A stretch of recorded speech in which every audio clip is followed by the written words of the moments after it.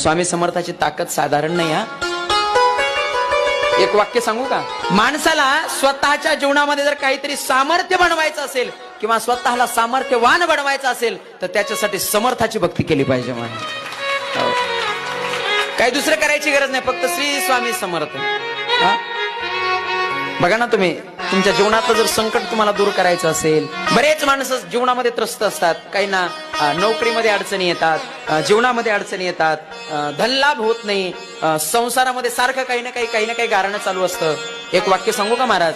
दररोज नित्यनेमानं तुम्ही घरामध्ये पूजा करत असताना स्वामी समर्थाचा फक्त 21 वेळा जप करा. 21 वेळा, फक्त 21 वेळा. माझ्या जीवनातला अनुभव सांगतो, मी माझ्या स्वतःच्या जीवनातला अनुभव सांगतो. दररोज सकाळी नित्यनेमानं तुम्ही पूजा करत असताना देवाच्या जवळ बसायचं, देवालयाजवळ बसायचं आणि श्री स्वामी समर्थ, श्री स्वामी समर्थ फक्त 21 वेळा जप करा. बघा, नक्कीच तुमच्या जीवनातली संकट दूर